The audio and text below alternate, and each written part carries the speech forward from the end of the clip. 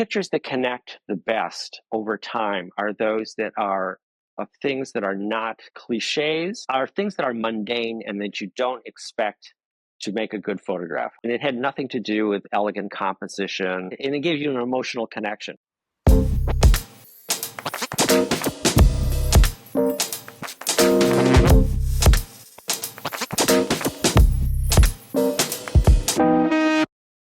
So welcome everybody to another episode of iShot 50mm, our interview series available on YouTube. And today we're sitting down with Chuck Patch, a great American street photographer known for his vivid and unfiltered portrayals of street life.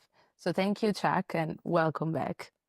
Thank you. I'm not used to hearing great in front of my name, but go ahead. It's well deserved. I would like to leave a message to our subscribers to like, follow, and comment on all of our videos. And keep supporting independent street photography, independent publishing, and made in Italy arts and craftsmanship, because what's just a small click to you means the world for us. Thank you, Chuck, for joining us today for the episode of iShot 50mm. Thank you. Nice. Nice. So, Chuck, we will start off immediately with one of the toughest questions we always ask. Oh, good. Which is, who is Chuck Patch according to Chuck Patch?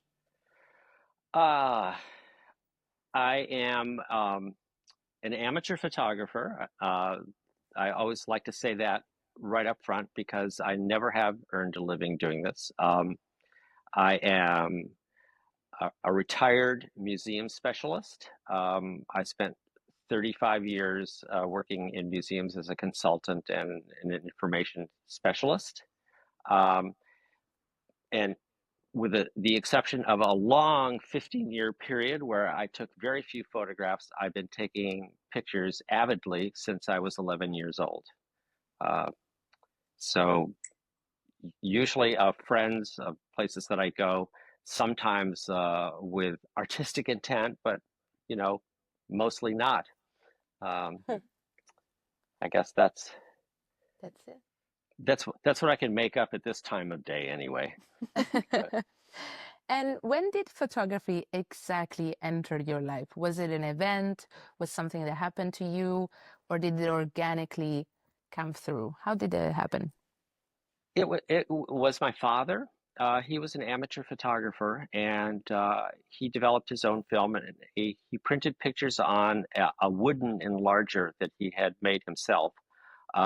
And he taught both me and my brother how to take photographs and develop film. And I loved it and started doing it when I was quite young. And then when I was about 12 years old, he gave me my first real camera. And I just kept taking photographs after that. I didn't really discover photography in a serious way until about 1970 when I was 18 years old.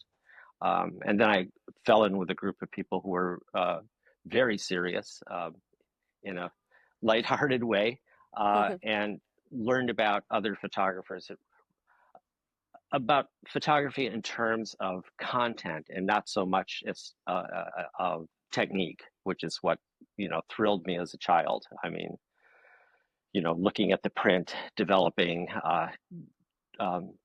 setting up trick shots with my friends and so forth, but really being all about the technology and the methods of doing things, but not so much about what I was photographing. Okay. So, and what was your first camera? Which camera did you get from your father? It was a Zeiss Tessar folding camera. If that means anything to you. It was one of those cameras that folds up, and it shot medium format film, a 6x9 centimeter negative. So it, a big negative. And I still have that camera. The thing that I did not understand about it when I was a kid, and I really learned to appreciate later, is that it has just an incredibly sharp lens. It's a beautiful lens, and I used it during my 20s when I was shooting portraits of people because it was just, so gorgeous. Um, but yeah, that was my first camera, and the first camera I bought for myself was a Pentax Spotmatic that I bought when I was uh, 19, maybe. It was an Asahi Pentax Spotmatic. But yeah, that was a great camera. That's great. And do you remember the first photo you've ever took or the first memory that you're attached to of photographing that really made a difference within yourself? Hmm. Um, well, the first photographs I ever took, uh, where I realized that it was just really fun, was when I was maybe 10 or 11, uh, and I was taking pictures with my cousin. We were just setting up scenes. She would enact stuff. I have one of her that's great. She's smoking a pipe. Then later on, gosh, what was my first favorite photograph? It's hard to remember. I think maybe the first one that still sticks with me that I still think I was really good is one of the ones that's in the book, and it's of fireworks. Uh, Mm. that It was a time exposure that I took on at a 4th of July fireworks demonstration. But it came out kind of beautifully, and actually that's one of the first pictures that I took that I really kept the entire frame of. Before that, I was always cropping pictures and messing with them. But that one just was the first one that was really perfect. Okay. Thank you for sharing that. And I want to still talk a little bit about your life. And you have an artistic background as well. Apart from photography, you have an artistic background in museums and, I mean, yes, if we can say that, right? I think we could say that somehow. Well, yeah, I was in the back room. I was dealing with Yeah. the things that people who manage the collections worry about. But sure, let's go with that. And I wanted to ask you, do you think these experiences have influenced the way you do photography or the way you approach art in general, or not?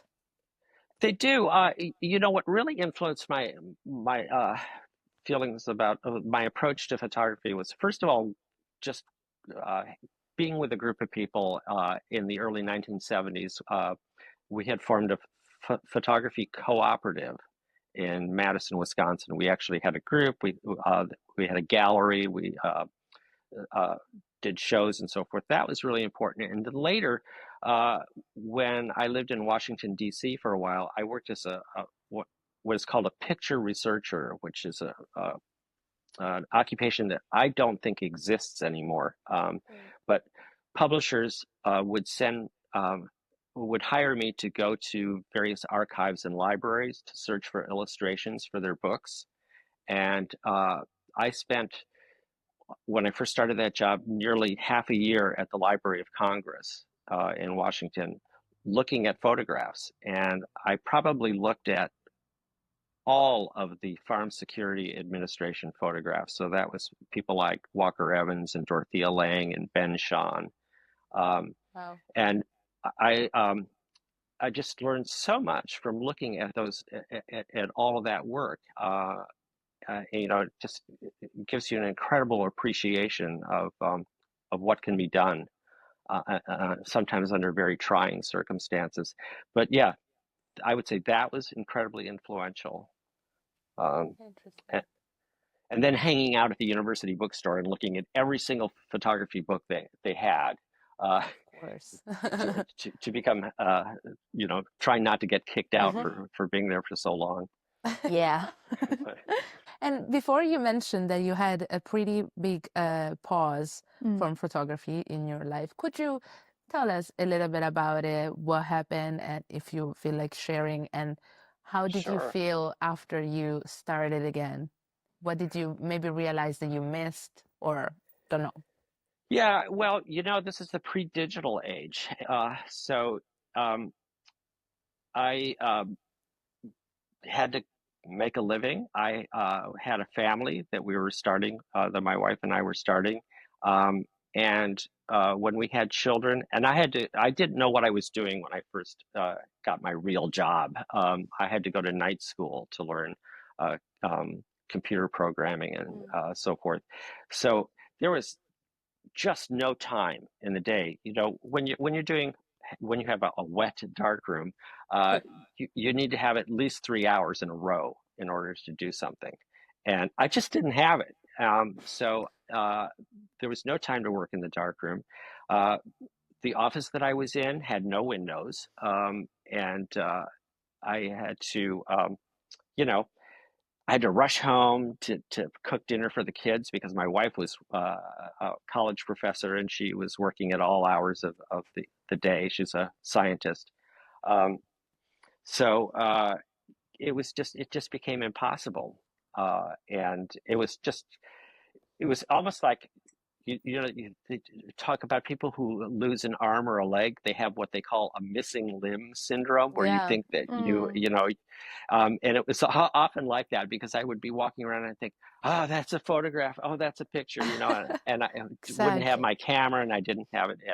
And it wasn't until my kids were older and started taking photography courses themselves in high school.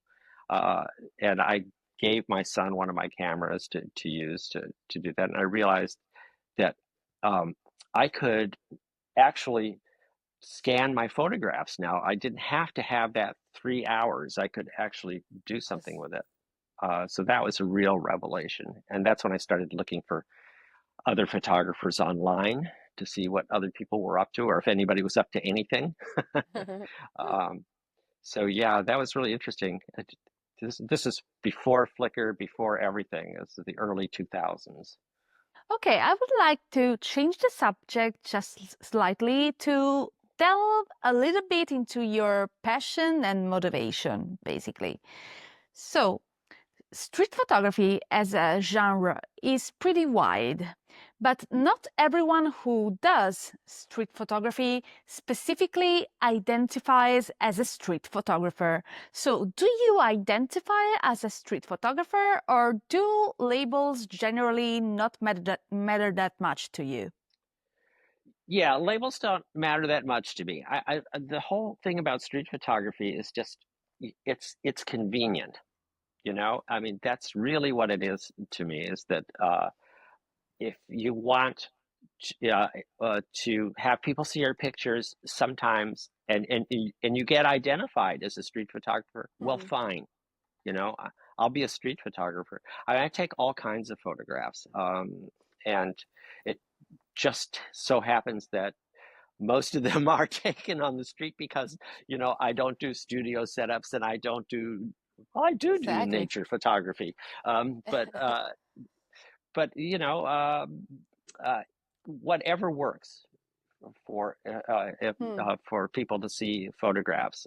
I don't think most of the photographers I know don't self-describe themselves as street photographers. Do you find that to be the case? I mean, I had actually never heard that term Hmm. until I was 52 years old. Um, Oh. so in fact, I know I put this in my introduction, but um, I thought I invented it. I mean, I was looking for photographs that were sort of like mine Yeah. when I was doing Google searches, and I thought, well, let's see, street photography. That might describe it, Uh, but and then of course I realized that there was a book out that had been out for 10 years already that was very influential, the Joel Meyerowitz uh, book that of street called Street Photography. Oh well. Following up from this a little bit, what's something that always draws your attention as a photographer? Yeah, shiny objects, movement, you know, uh, uh, crowds where people are doing things. Um, I would love to be able to be like a Blake Andrews, and see these visual puns everywhere, but I just am not built like that. But uh, what I see that intrigues me most often are things like gesture and almost dance-like movements that you see, and I try to capture those. I'm not necessarily very good at it, I think, but that's the kind of thing that attracts me. And at the other end of the spectrum, things like symmetry, will catch my gaze, and I'll try to do that. In fact, there's a lot of stuff that I do now with medium format film photography that's more along those kinds of lines. Um, Okay. but yeah, I guess, that kind of stuff. Another thing I wanted to know is your creative process when you're out in the streets with your camera. How does Check Patch work? I just wander around, and I used to 20 years ago, I would have walked just everywhere on the street. And I've heard this noted by other people as well, that the streets are not nearly as populated as they used to be, and everybody's on a cell phone. So it's much harder to actually get the kinds of street photographs that I used to get, at least, in Baltimore or New Orleans or something like that, but maybe in New York. So I tend to go to public events where there are large groups of people.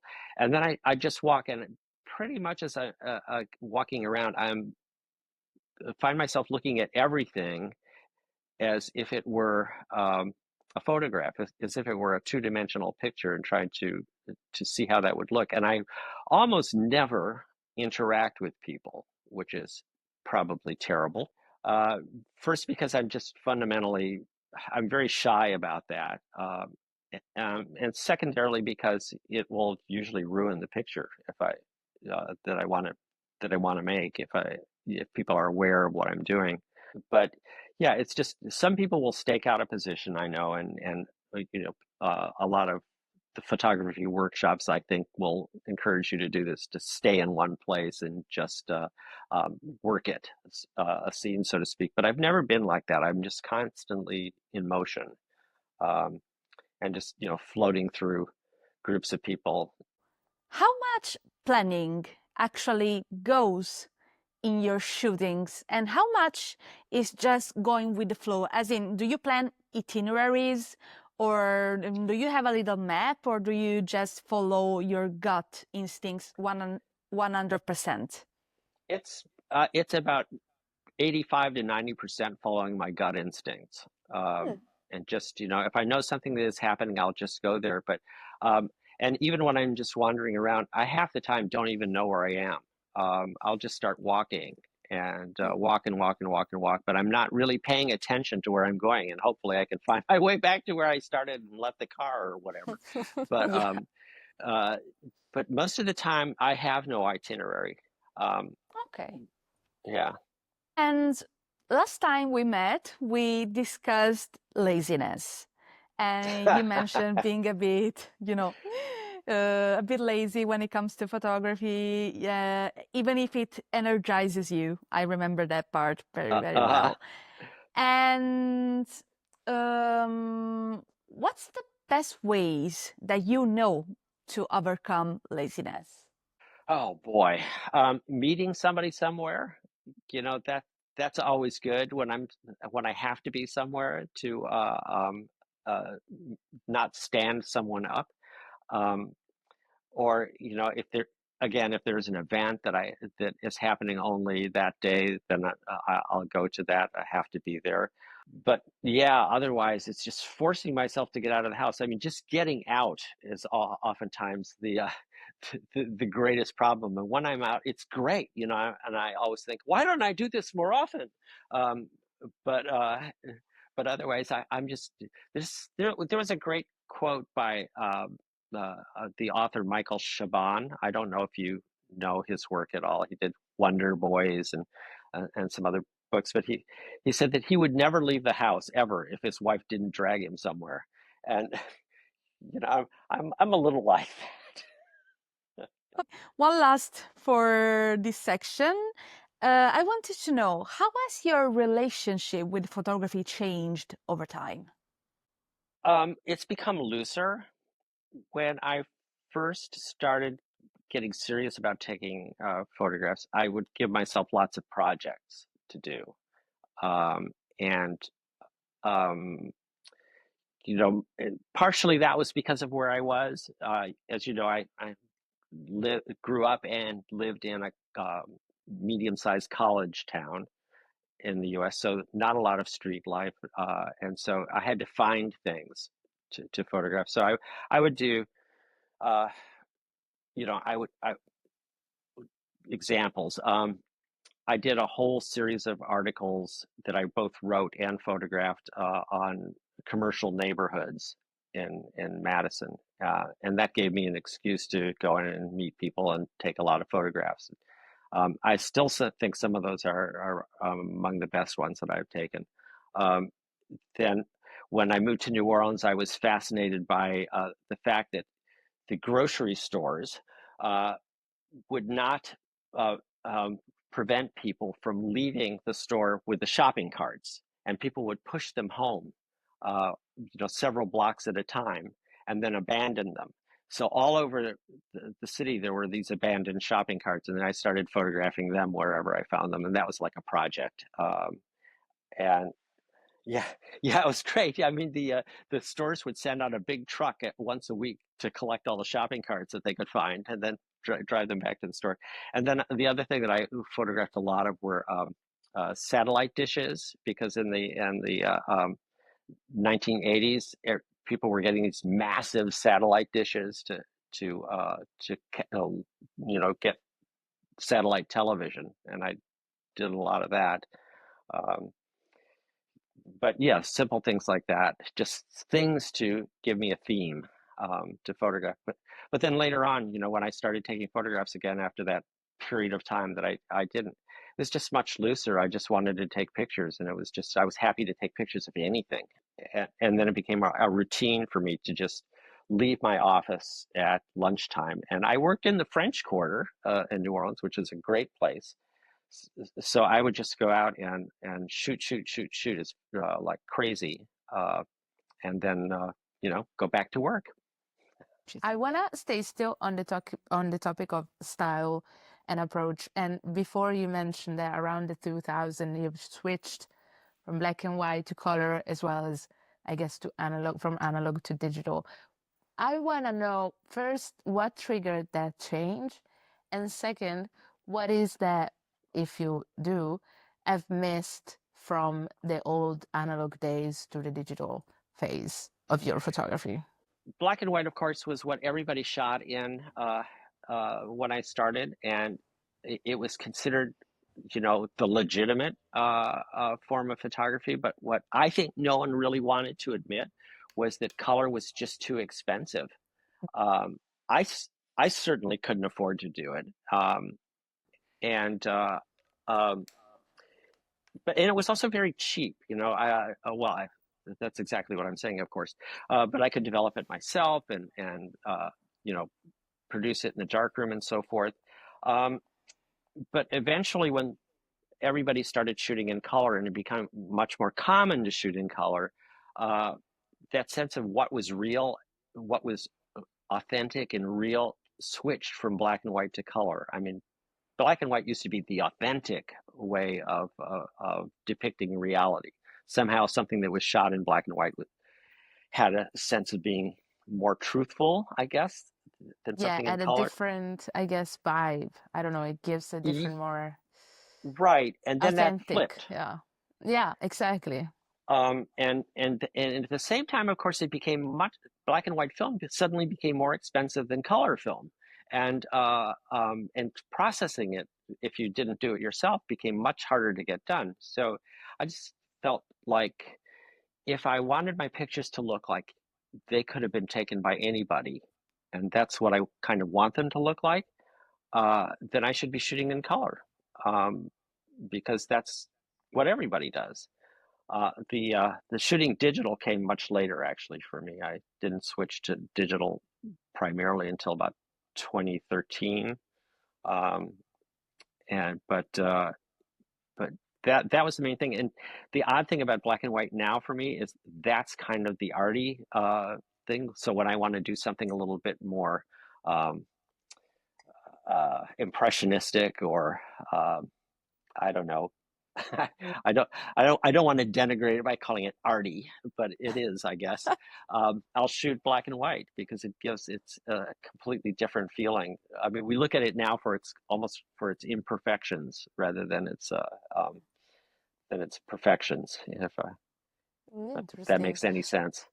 It does, it It does. does. And I wanted to ask you, and is there anything you miss from the analog way of photographing, or something that you feel like it's much better now with the digital, apart from all the expensiveness and the accessibility as well, in a way, of the Right. technology itself?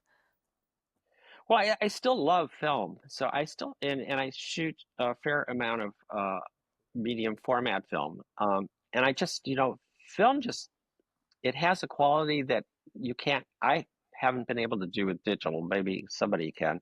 Um, it, digital is much more brittle in the way it looks than film does. There's something about the way there's a kind of chiaroscuro effect that you get with film that Yeah. you can't get with digital, and particularly with medium or larger format. It's just beautiful, and I still like that very much, and I miss that uh, with 35 millimeter film. And what goes along with that, actually, with the 35 millimeter using 35 millimeter shooting is it's such a different way of working because you don't have as many opportunities to make an exposure, so you have to pick and choose much more carefully, Yeah. and it hones a different kind of sensibility. I find that even with my best digital camera, the response time between when I push that button and when the shutter goes off is not as instantaneous as it was with my Leica. The counter to that is that I tend to shoot very quickly. I mean, by that I mean Yeah. just pressing the Mm. button rapidly, um, Yeah. and it's very different, and I miss that. Uh, and what I also miss, although don't usually admit it to myself, is how long it takes to get to see the picture when you Yeah. when you're Yes. shooting film. It's really good to have the film just sit on a shelf for Yeah. a long time before you see it because it you forget your expectations, which is good. Exactly. That emotional attachment to those specific moments kind of also disappears, or it lessens and lessens and Mm. lessens. So you have maybe a more objective eye Yeah. as well in Right. reviewing and editing and all these things. I want to. I have a couple of more questions on this. And first of all, I wanted to ask you. You've called also your photography a fake documentary, if we can say that. Oh, yeah. What do you mean by that exactly? Well, uh, documentary photographers and filmmakers usually have some sort of social or political message that they're trying to convey. That's my sense of it anyway. You're trying to show something that is that you have some more or less explicit idea of what it is. And I, on the other hand, am sort of just trying to amuse myself uh, and the people who look at my pictures. Yeah. And I do think that there is tremendous documentary value to street photography because it shows you what some place or what places look like at a given point in time. And I know this from my own pictures just because, I've been doing it for so long that when people look at pictures that I took 50 years ago, they're half the time I think what they're reacting to is just this kind of nostalgic sense of a past that they're imagining. Um, and they have that effect. And actually, what I really would like my pictures. So I've been thinking about this and trying to understand it myself. Um,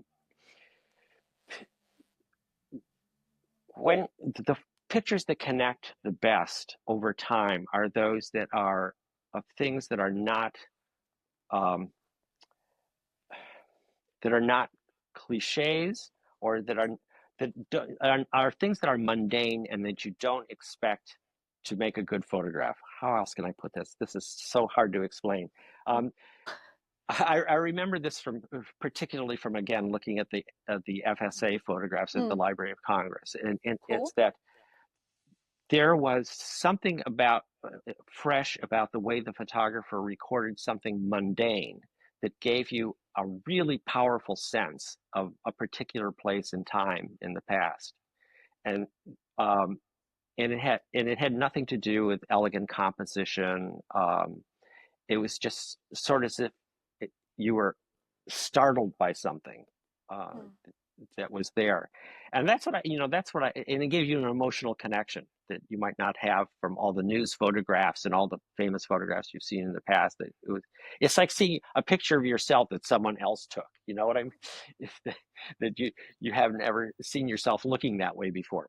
And that's that's the documentary effect I hope my pictures have when people look at them. And I was Mhm. talking about technical imperfections Mm. because you've also said this, and you said that your technique is terrible, which I don't sorry. agree with, of course, but it's fine.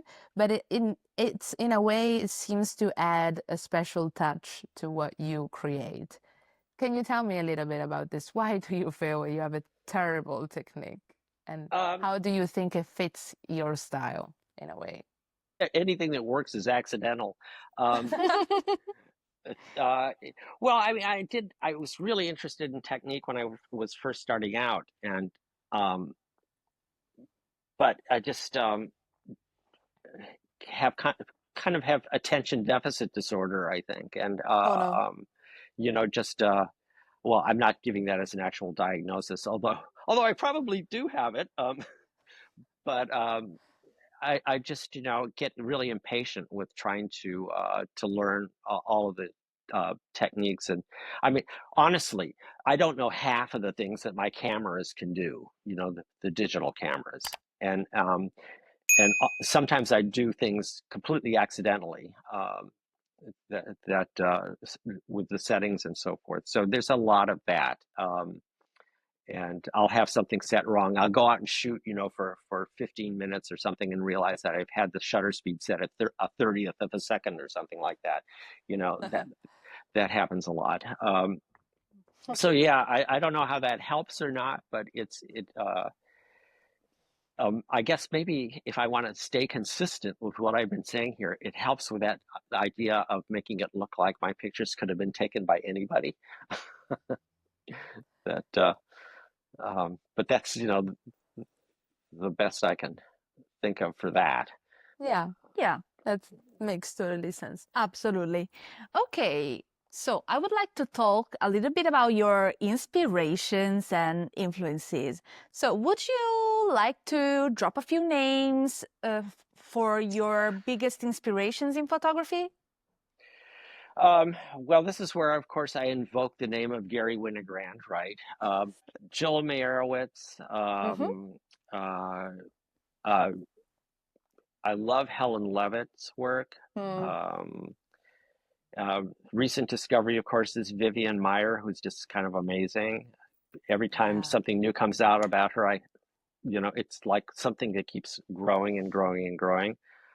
William Eggleston was he Big blew me influence. away back in the early 70s when The Guide came out.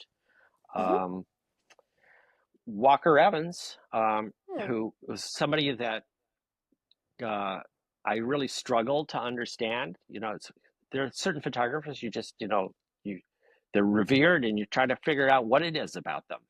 Yeah. And uh, you know, I finally felt like I began to understand him. I never had the revelation that Gary Winogrand Mm. had. That he said he looked at Walker Evans's photographs, and for the first time, he realized that a photograph could communicate intelligence. I wish I had had that kind of aha moment, but I Yeah. didn't. The Um, eureka uh, moment.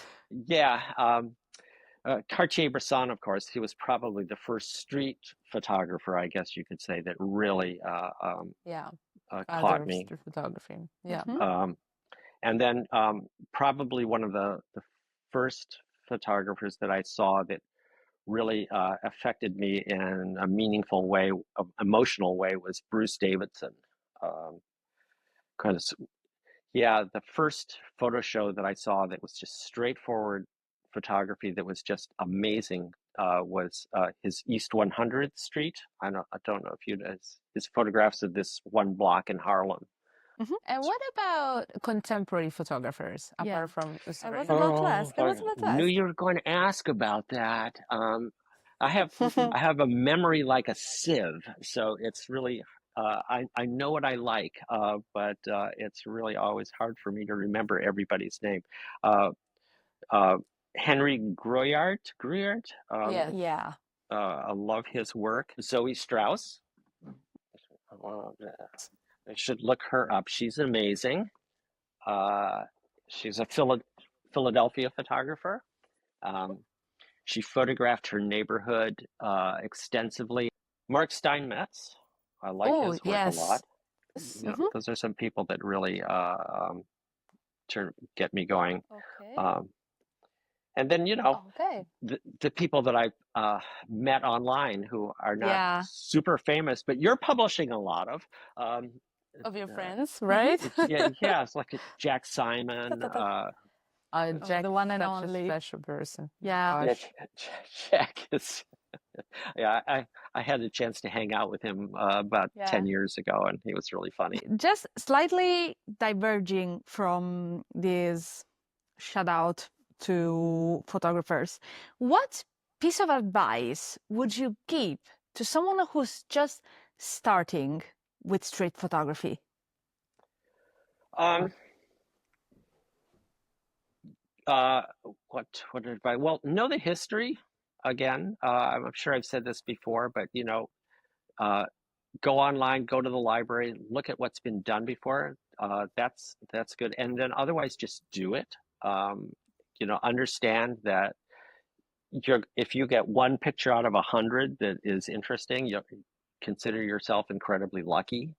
Um, that um, you know, there's nothing that substitutes for just doing it. Keep going, And keep going. Yes. so yeah, that's the most important thing. But just, you know, I see so many photographers who are starting out that take the same pictures over and over again. I mean, take the same pictures that were done again and again and again, thinking that they're new. And I am fine with that in the sense that I do that all the time. And one of the things that I feel about myself is that my work is terribly derivative, because I'm always looking around and seeing a picture and thinking, oh, that's a Lee Friedlander. Oh, that's a Gary Winogrand. Oh, you know, well, Helen Levitt took this picture, and then I'll take it again. Love it. But Yeah. but the thing is that, you know, that's fine.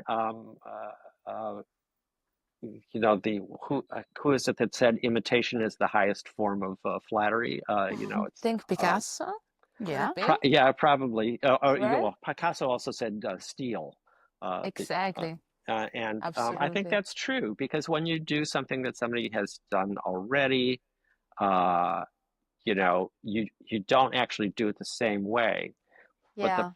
problem is understanding what they did versus just imitating it. I'm starting to wander here. Final question for the section. In your opinion, what makes a street photo truly impactful? We sort of went through this before, and it was, I think, the sense of discovery, the sense of freshness, you know, um, the feeling that you have just come across something, you know, that you know, that it's not something that you have set up. I feel like if I can interject with your thoughts and maybe Yeah. discuss with you as well, everything you take in that specific moment, it's not repeatable as well. And it Yeah. is your vision that keeps and maintains that moment. I don't Yeah, know. I it's feel like something that could something be that that you have kind of snatched out of a flow of time, and that exactly. you could not have actually necessarily seen, even Yeah. if you were staring at it at that moment. That's where everything just kind of configures itself in a certain way that that has a balance and and a freshness. So that's such a vague term, but it's Freshness. it's a freshness. Sounds like an Wait. advertising for a detergent. Uh, Oh no, not a detergent. Oh no. Okay, I want to now instead switch gears a little bit, and I want to go. We mentioned this before, and I want to go into the web, internet, and photography community that you were discussing before a little bit when we were saying about Flickr. And I wanted to ask you, how has the internet, and specifically in this case, Flickr, changed, if it has, your photography vision or your way of approaching photography and sharing feedbacks with the community? How has it changed your vision? well, I don't.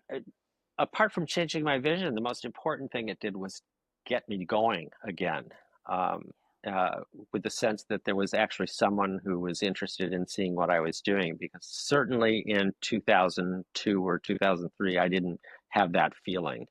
Um, Sure. uh, but then I was able to see other work that was really inspiring. I mean, one of the amazing things about something like Flickr, and people forget about it now because it's so old now, and it's largely forgotten, is how it was the first of these social platforms to actually feature photography, and Yeah.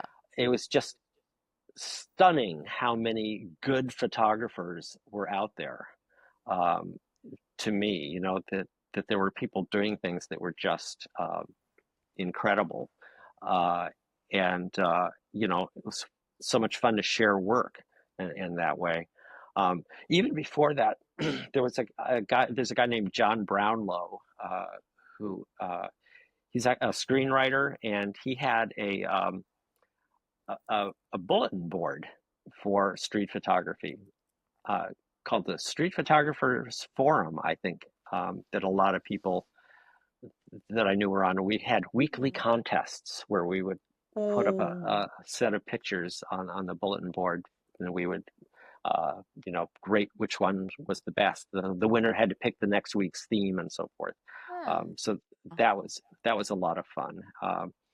There's this insatiable dopamine rush that you have when you put something up and you have to see if someone saw it and liked it, um, which is no one wants to admit is true, but it's true. uh, and certainly that uh, drove me for a while. Yeah. And what about instead receiving feedbacks from the community? Is that something that has helped you or Yes and no. I'm so thin-skinned. I just that's I fair? I dread criticism. oh no. And it's actually one of those things that has kept me from uh, joining contests and doing things like that.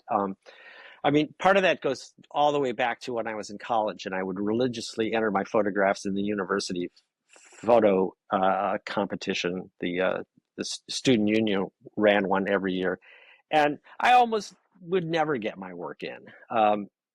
There it was always being they were always being won by people who did daguerreotypes or something like that, um, and I just kind of got fed up with it.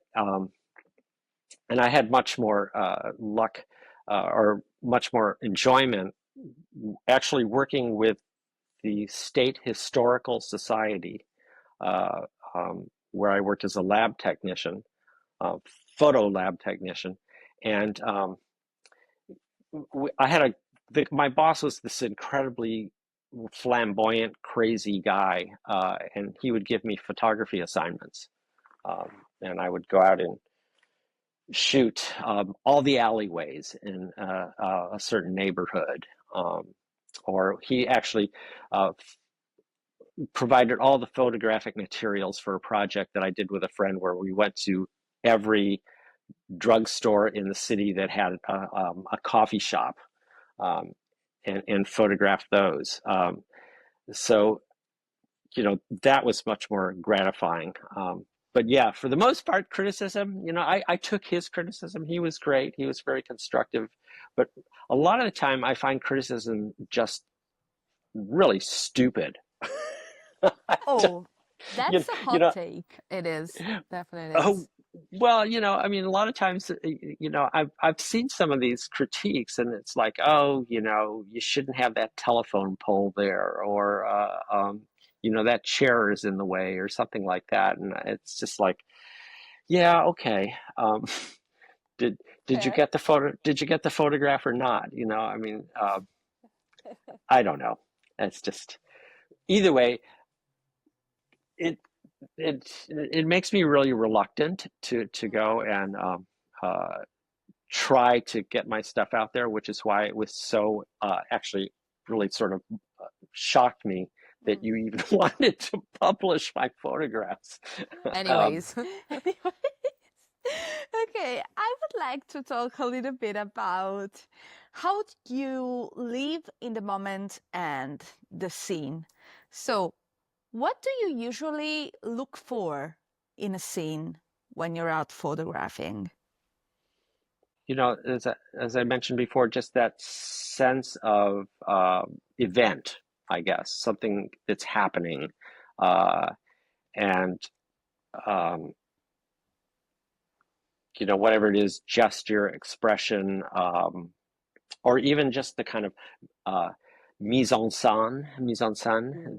that if I'm pronouncing that correctly, uh, of where something is happening, and whether it feels peculiar or interesting. Those kinds of things. Most of the time, I feel sort of detached, Okay. from an emotional sense, Hmm. just like I'm watching a movie or something, um, and rather than. Okay. Amazing. And among the elements in a photo that you mentioned being important to you, you mentioned energy and coherence. What do those elements mean in practice, basically?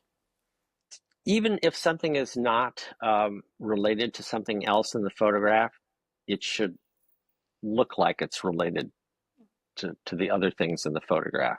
As if Okay. the different parts of the image are speaking to each other, Hmm. I think is the thing that really makes a street photograph in particular work.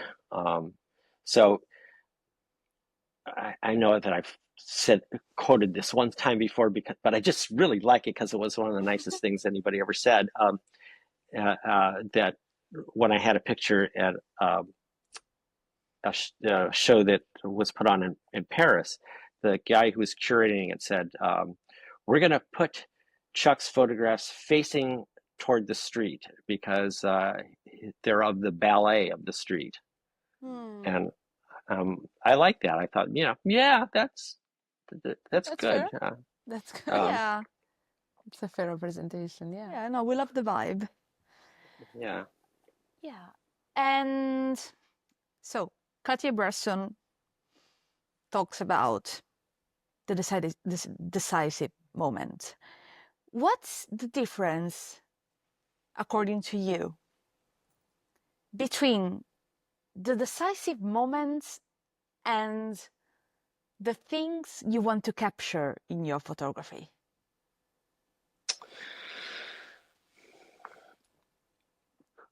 When Cartier-Bresson used that term, I think he was talking about a sense of composition and a balance of elements from a physical point of view. Um, I think that what I like the most in a street photograph is a sense of maybe anticipation that, something that is about to happen. So you have to figure out what it is. That provides the underpinning for some kind of story that you could tell about the image. And and I'm speaking now aspirationally because I feel like I rarely am able to achieve that effect, but I do like that idea that it's not the decisive moment in terms of where everything is configured, but more of an emotional or social kind of balance or relationship that's going on. Okay, that's fair. So, is there a particular time of day that works best with your photography? Well, everybody loves the magic hour, and just before sunset or just after it. But I find that I'm almost never going out to take photographs at that time of day, late in the day or early in the morning. I probably have gotten some of my best pictures when that light is at an angle and you're getting some play with shadows and some luminescence from kind of the waning light. And having just come back from New Orleans, where we were last week, I really miss that because we don't really have that in Baltimore. But New Orleans has spectacular light all the time. But I find that most often I am photographing at the worst times of day, usually around noon to 3 o'clock in the afternoon. And that's, I had to teach myself how to do that because when I started taking pictures again, the only times I could take pictures were really around the middle of the day during the lunch hour. And so I would eat like a yogurt, and then I would, run out the door and take pictures for 40 minutes or so. And it was always, the light was always horrendous. So you start getting used to working with just solid objects, no shadow, nothing like that. And there's a bit of a hack that you mentioned that comes with, shooting at noon when the light is harsh. Would you mind sharing that? A hack, you said? Yeah, a hack, a little trick to photographing people specifically. I'm trying to think of what that could be. It was, it has something to do with you being invisible in that light. Oh, that was actually raking light. So that would be later in the day. And that's an obvious one. But you know what? If you look at lots of pictures by street photographers, you'll discover they're all doing it. And that is walking with the light behind you, which is what the Kodak How to Take Good Photographs book told you to do, is to have the light behind you, over your shoulder. But as you're walking towards people, people are blinded. The light is wonderful. It's on their face. It's casting shadows. It's, very dramatic, and they can't see you because they're looking straight into the light. So it's a time when you can get very close without people seeing you taking photographs. And besides, they're often doing funny things like this, or so gesture, just a lot of gestures and so forth. So yeah, that's but hey, look at the In Public photographers website. Half the pictures that they have on there are like that. That's very true. I want to, before closing, just a couple of more questions that while you were talking, it just popped my head. And first of all, Chuck, I want to go back a little bit to the editing process and your selection and all the post-production things photographers do after they've done with their shooting. And I want to ask you, what's your post-production process? Do you try to keep your photo as raw as possible? What are your settings? How do you approach editing? in that I, I, sense? yeah, I edit everything in Lightroom, which has just become increasingly powerful over the years. So almost, I can't remember the last time I really had to use Photoshop for anything. Um, the and Especially with digital, I usually toss out about 2/3 of the frames I shoot. I keep a lot of stuff that isn't good, but is interesting in terms of what the potential that it had for what I might have been trying to do. Because a lot of times when you're shooting, you're not really conscious of what it is you're trying to get, and Yeah. um, there are a lot of pictures that are sort of like there's something there, it didn't work, but I want to keep looking at this, so I do a lot of that, and then I just uh, adjust the crap out of them. I'm always playing with I use a lot of the Photoshop features to emphasize different Mm. areas of the frame, a lot of burning and dodging kinds of things, Mm. and I'm Okay. not shy about doing that. It shouldn't be No. too obvious, but it's there. Um, Okay. yeah. Okay. And in terms of being out and shooting and everything, have you ever been confronted by someone or in the streets because you were taking pictures? What's your way of overcoming shyness or being invisible in a way it's not always easy to be invisible? Yeah, I have been confronted. And I don't like it. And At one time, I got kind of roughed up by somebody that who thought I was taking pictures of his daughter that he didn't like. Um, so yeah, I tend to or try to avoid those situations as much as possible. And I do think that people are more sensitive to that now than they were 20, 30 years ago.